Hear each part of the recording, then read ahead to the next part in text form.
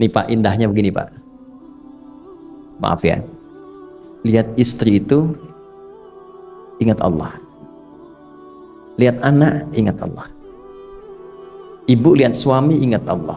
Kalau melihatnya begitu, maka substansi berumah tangga itu nikmat rasanya, dan tanggung jawab itu melekat pada diri kita untuk terjaga dalam kebaikan. Ya.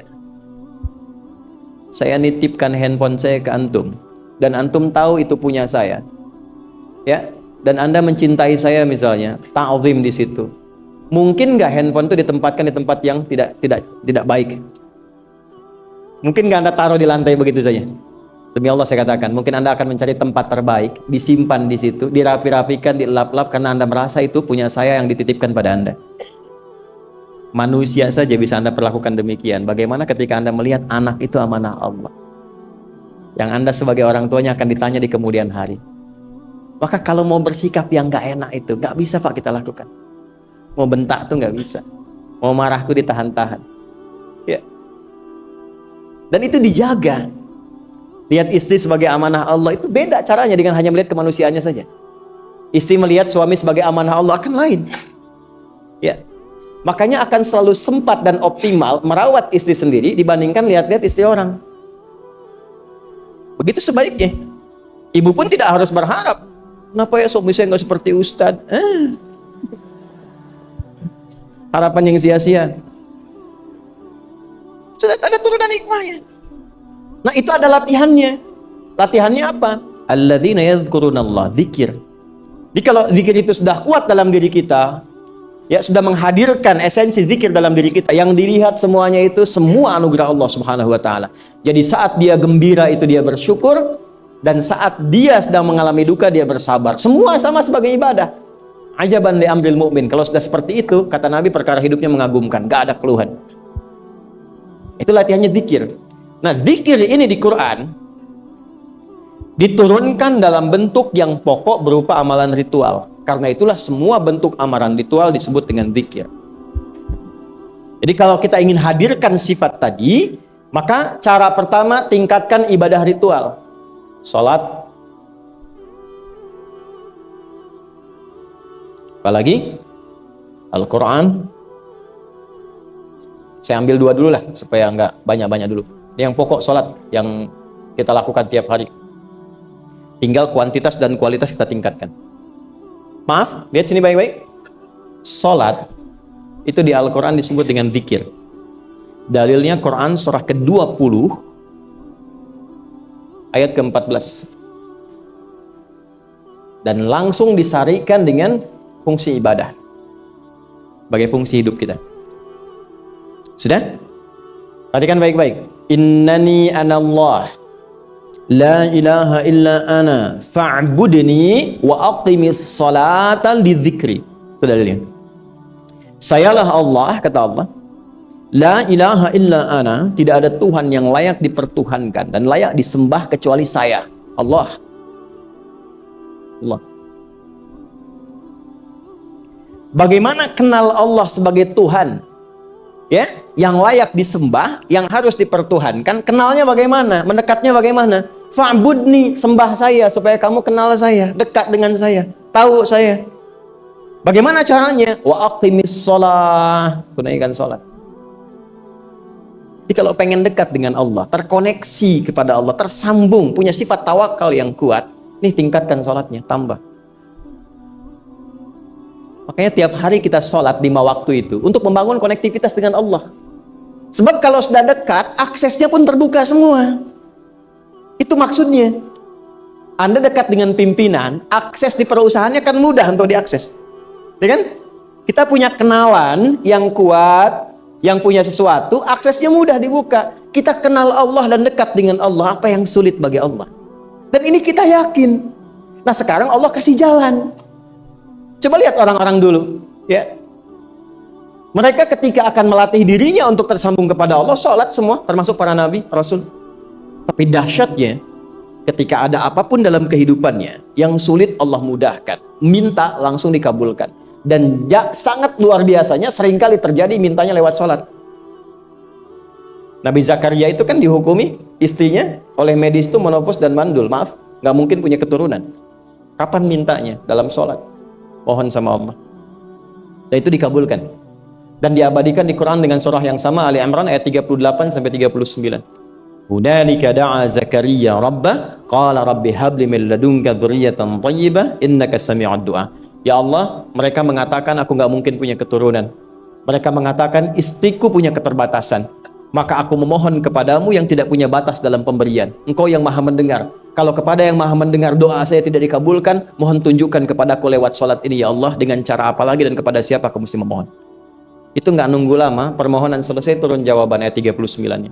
Fanadathul malaikatu wa huwa qa'imun yusalli fil mihrab. Turun malaikat mengabarkan engkau dapat kabar gembira akan punya anak, langsung namanya dikasih Allah Yahya. Annallaha yubasyiruka bi Yahya.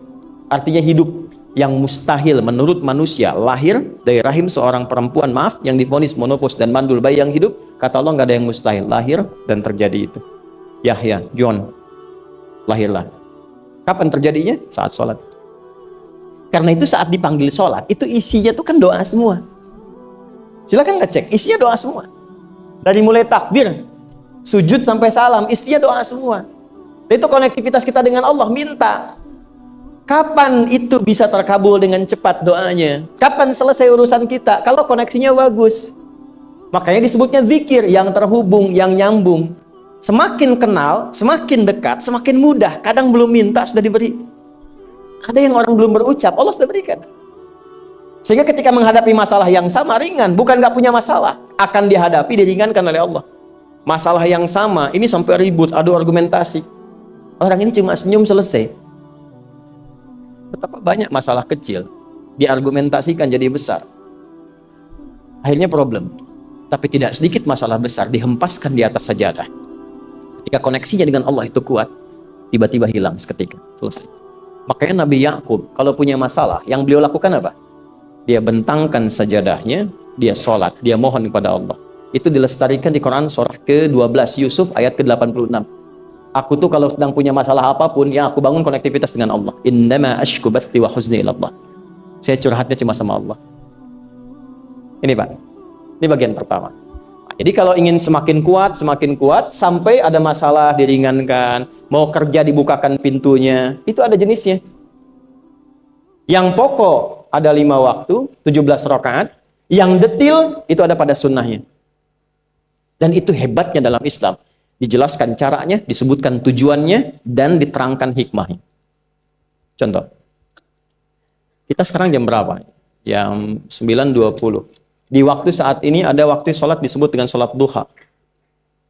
Duha itu dibagi 3. Ada awal duha, penguat zikir, pengganti seluruh bagian zikir di tubuh kita, yang disebut dengan syuruk. Itu kurang lebih jaraknya 1 jam setelah subuh. Jadi kalau tadi 4.45, ya 5.45 menjelang jam 6 itu masuk syuruk. Setelah itu masuk ke jam 8 sampai ke kurang jam 10 itu pertengahan duha. Pertengahan duha. Apa fungsinya? Di antaranya mempermudah rizki. Di antaranya. Bilangannya berapa? 2 sampai 4 rakaat bisa dikerjakan. Ya, dan harapannya apa? Bukan pada rizkinya. Ya, jadi jangan sampai motifnya cuma sekedar keduniawi, kurang tepat. Kenalkan kepada Allah, nanti biarkan janji yang disampaikan oleh lisan Rasulullah itu terjadi. Ya, jangan pada rizkinya, ini terbatas, cuma sampai situ. Tapi kalau kita minta sama Allah, dikasih jalannya itu dari sisi yang tidak kita duga. Anda berhitung, Allah kasih hitungan. Anda tak berhitung, Allah kasih apa yang tidak pernah Anda hitung sebelumnya. Itu poinnya. Maka lakukan sholat, dekati. Itu yang disebut sholat duha. 2 rakaat, tambah lagi 2. Untuk kenal Allah. Kalau sudah merasakan dekat, sudah nyaman, sudah enak, muncullah kemudian kesan dalam hati. Terserah Allah mau kasih berapa. Yang penting sudah enak, sudah damai. Di titik itulah kemudian Allah limpahkan dari apa yang nggak pernah kita duga sebelumnya. Tiba-tiba keluar, kok ada telepon, dapat proyek, dapat macam-macam. Tapi tujuan sholatnya bukan untuk proyeknya. Buat kenal Allah, ulul albab ini. Kalau cuma pengen lancar, baru serabutnya. Kalau cuma pengen lulus proyek, itu baru daging luarnya. Ulul albab itu kenal Allahnya, sehingga dia tahu akses intinya tuh itu. Itu poinnya. Dan gak mahal. Emang kalau sholat duha di Anur bayar, Pak? Pakai biaya. Baiknya luar biasa. Sudah? Satu. Kalau mau lagi misalnya, ini yang paling dahsyat nih. Dibimbing kita sampai ke posisi terbaik di apapun itu. Jadi ayah terbaik, ibu terbaik. Ya, jadi karyawan strategis, di militer terbaik. Terbaik tuh gini, di tempat terbaik yang memuliakan tuh makom namanya. Makanya kuburan sering disebut makam kan? Ya kan? Maksudnya apa? Maksudnya Anda selama hidup berkaryalah yang baik, ibadah yang benar, sehingga Anda wafat pun terhormat. Ya, kata makom itu pertama kali di Al-Baqarah ayat 125, makom Ibrahim. Ya. Ketika Allah sampaikan dalam Al-Qur'an, didapatkan di situ makom Ibrahim, wa idz ja'alnal baita matsabatan lin-nasi wa amna wattakhidhu min maqami Ibrahim. Makanya kalau kita tawaf, itu dari mulai Hajar Aswad kan sampingnya dekat sekitar 5 meter ada makom Ibrahim kan? Itu tapak kaki pertama beliau meninggikan pondasi Ka'bah dan di situ diabadikan kemuliaannya sampai beliau wafat. Dikenal sampai sekarang. Ya, setelah sekian abad. Jadi kalau kita ingin terhormat dan masih dikenang sampai kapanpun, itu makom namanya. Tapi ada cara yang lebih hebat. Anda di posisi itu, lawan pun mengakui memang Anda yang pantas ada di situ. Itu namanya makom mahmuda. Makom mahmuda. Siapa yang bikin urutan 100 tokoh paling berpengaruh di dunia? Siapa? Saya tanya, yang nulis siapa namanya? 100.000? 200.000? Dia mencari langsung di Google tuh. Lambat mas, waktu habis. Michael Chart. Dia yang nulis, maaf ya. Urutan pertamanya siapa? Muhammad SAW. Yang nulis itu muslim atau bukan? Kok bisa tergerak hatinya untuk menempatkan seorang nabi muslim di tempat pertama? Saya tanya begini, kenal Abu Jahal nggak? Ya Allah, makin siang nih nggak fokus nih. Saya kira cuma di Bengkali saja yang kenal Abu Jahal, sini kenal juga. Baik, Abu Jahal itu, apakah orang ini tidak kenal Nabi? Orang ini tahu, kalau saya sebut orang ini berarti kurang bagus ya. Kalau saya sebut beliau berarti baik ya. Abu Bakar saya sebut beliau, Abu Jahal orang ini. Maksudnya Abu Jahal. Apakah orang ini tidak tahu kalau Nabi itu mulia? Nabi unggul. Nabi hebat kan? Jadi mengakui sebetulnya Nabi unggul. Dan gulat dengan Nabi itu dalam olahraga kalah. Dia tahu Nabi itu kuat. Ya. Di dalam cinta juga tahu Nabi paling unggul. Abu Jahal melamar Sayyidah Khadijah ditolak, Nabi nggak lamar, Sayyidah Khadijah minta dilamarin. Ya. Dari sejak itulah dia nggak mau tahu semua yang dari Nabi, pokoknya semua harus jelek. Walaupun dia tahu itu baik. Nggak kenal, sampai nggak menanamkan pada dirinya nggak ingin kenal kebaikan Nabi. Nggak ingin kenal pada sesuatu, itu jahlun namanya. Jadi kalau ada mbahnya yang paling bodoh, yang nggak pengen tahu, itu Abu Jahal namanya. Maka sejak saat itu orang ini disebut dengan Abu Jahal. Tapi Abu Jahal pun itu meyakini kebenaran, kekuatan Nabi, cuman karena iri saja. Gitu. Tapi dia nggak bisa nolak. Menilai seseorang di tempat terbaik yang kita nggak bisa nolak dan mengakui memang dia orang yang terbaik, itu namanya makom mahmuda. Tahukah Anda? Jalan untuk mencapai makom mahmuda itu nggak akan mungkin kita dapatkan kecuali mendekati yang punya semua makom, yaitu Allah Subhanahu wa Ta'ala. Dan jalannya lewat sholat. Itu lewat sholat. Tapi karena ini levelnya istimewa, tingkat tertinggi, ya prajurit pengen jadi komandan terhebat yang diakui, nggak ada orang nyoal. Di kepolisian pengen jadi pimpinan yang baik dan semua mengakui sehingga nggak ada yang nyoal. Di perusahaan pengen jadi pimpinan yang ideal, ya semua mengakui, nggak ada yang nolak. Itu makom mahmuda. Jalannya apa? Ternyata nggak pakai uang, nggak pakai koneksi-koneksi yang tidak jelas. Koneksinya dibangun dengan Allah sehingga Allah melembutkan hati semua orang itu untuk menetapkan dia yang terbaik. Sholat. Karena levelnya tinggi, dinaikkan dari sekedar sholat fardu. Ditempatkan di waktu yang tidak biasa. Butuh pengorbanan, butuh perjuangan. Namanya tahajud. Turunlah Quran surah ke-17 ayat 79 sampai 81 itu. Quran surah 17 ayat 79 sampai 81. Ini poinnya. Wa minal laili fatahajjad bihi nafilatan laka asa ayyab'atsaka rabbuka maqaman. Ini kan terjadi keanehan kan, ironinya. Anda pengen sukses, pengen tertinggi, Anda tahu Allah penentunya, Anda tahu Allah yang punya rizki, Allah punya kekuasaan, tapi Anda nggak mendekati Allah. Terus yang dipakai cara-cara salah, kenapa harus korupsi? Kenapa harus nyogok? Kalau SK-nya nggak Allah tetapkan, nggak akan turun juga. Dan sudah hukum, kalau ayah berbuat maksiat, itu anak istri pasti kena. Itu udah hukum. Makanya saya mohon deh, ya para ayah itu kalau mencari nafkah, cari yang benar. Kasihan anak Anda yang di SD. Harus berhenti sekolah. Maaf, bukan anak Anda, maksudnya anak orang lah. Kenapa harus korupsi? Maka ketika ada tawaran sogokan yang nggak bagus, tuh yang dibayangkan tuh itu bukan cuma proyek jalan dapat uang banyak, tuh anak-anak tuh bahaya. Ke sekolah disebut anak koruptor, sedih. Istri nggak sanggup keluar belanja. Tuh pikirkan, itu sudah hukum. Sudah hukum. Anak juga begitu. Kalau mau berperilaku, ingat orang tua. Sebab ketika tidak baik, orang tua pasti kena. Anak di sekolah berantem, yang dipanggil siapa? Orang tuanya. Itu selalu terikat. Di rumah tangga itu selalu begitu. Karena nafas itu terikat. Semua saling mengikat. Babnya itu jelas. Nah, balik ke sini. Kalau ingin tingkat yang tertinggi, dekati pemiliknya Allah. Ini. Makanya tuh harus punya itu. Itu ringan kalau sudah punya itu tuh Allah. Saya punya Allah. Kita mau apa?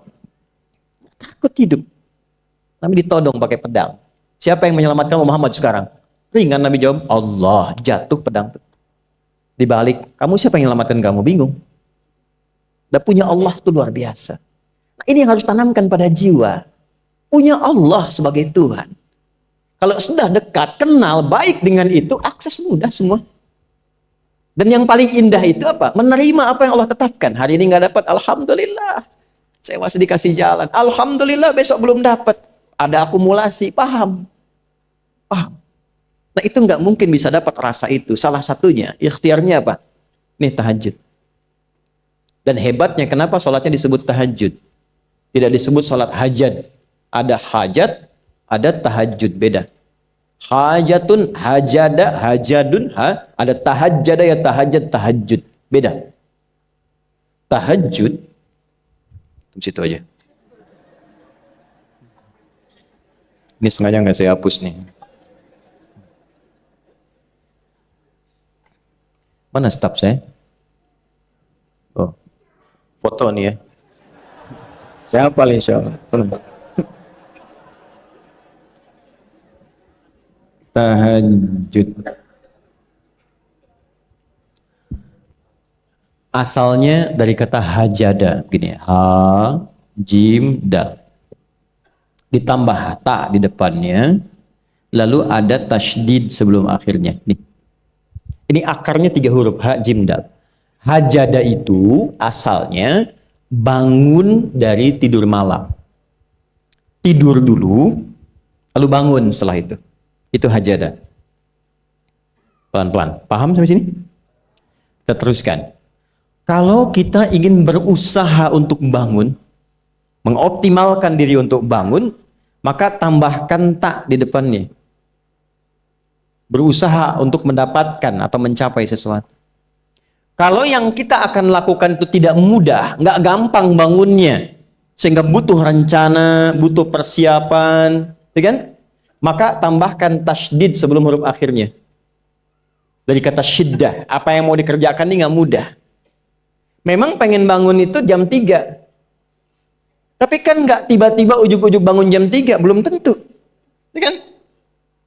Kita harus rencanakan dulu supaya bisa bangun, saat bangun itu siap, bukan cuma bangun. Bangun jam 3, salatnya 4:30, ya kan jauh. Maka untuk bangun jam 3 itu butuh persiapan, nih syiddah. Maka rencanakan, pasang alarm 3 kali. Misal yang ikhtiarnya jam 2, jam 2.15, jam 2.30. Alarm jam 2 untuk mematikan alarm yang kedua. Gitu kan? Yakin saya, Anda kalau pasang alarm malam tuh nggak 1, yakin? bangun, ceklek, mati. Minimal ingat akan ada alarm berikutnya kan? Nah, itulah tak. Allah itu sudah tahu modus-modus kita itu. Karena alim maha mengetahui. Detailnya kan kita lakukan kan Allah sudah tahu. Alarm yang kedua, membangun kesadaran paripurna. Peringatan kedua. Kalau pengen bangun, enggak tertidur. Maka ketika sampai pada alarm ketiga, sudah sadar kita. Oh. Papa Bu, alhamdulillah. Lebih baik telat daripada enggak sama sekali. Bangun. Nah, ini. Kalau kita tarik ke implementasi hidup, pengen level tertinggi itu butuh perjuangan.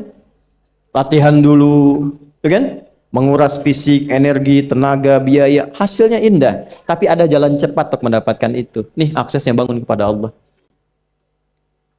Gitu. Kalau kita tingkatkan ini, itu luar biasa. Jadi itu. Jadi. Nah, kalau ini terus ditingkatkan, terus tingkatkan, nanti membangun value yang terasa. Ada nilai-nilai yang terasakan, kita merasa lebih dekat dengan Allah. Yang biasanya tadi dipanggil azan baru ingat sekarang, baru selesai subuh udah ingat isya. Nanti isya bagaimana? Itu kan urutkan. Tapi tetap zuhur juga, zuhur, asar, maghrib, isya. Waktunya kenal jam berapa. Bahkan dipetakan, saya nanti akan ke sini, masjid yang terdekat di situ. Jadi lihat peta itu, ya, lihat peta jalan, saya nggak sebut nama supaya nggak endorse. Itu lihat peta jalan. Itu dia petakan, saya akan sampai di situ jam berapa, durasinya berapa, masjidnya di mana. Kalau tertinggal di situ, di sini saya sholat Jumatnya. Sampai ke situ.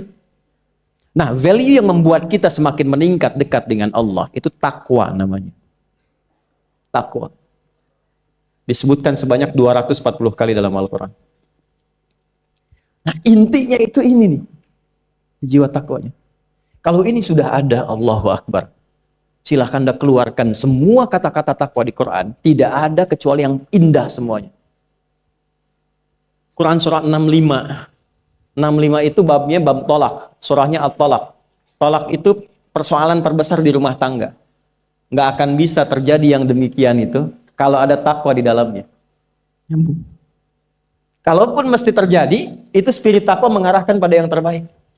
Makanya di ayat kedua di ujungnya, sampai ke ayat 3, apa yang terjadi? Di rumah tangga itu kan cuma 2 babnya.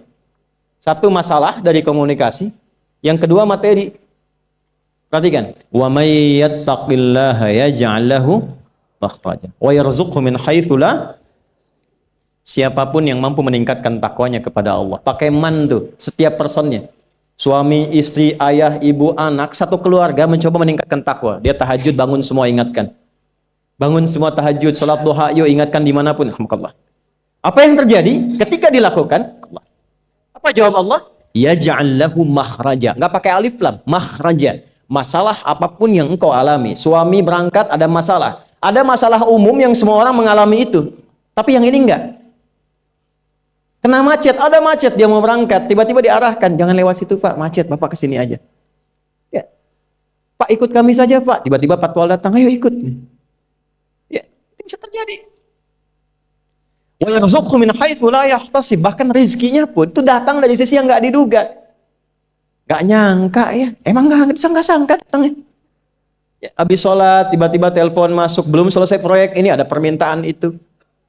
Beda istidraj dengan takwa itu lain. Kalau istidraj itu bertambah tapi lupa Allah. Hati-hati. Proyek nambah, sholat lupa. Hati-hati. Hati-hati ya. Pekerjaan menambah, omset nambah, tapi nggak pernah bisa ngaji.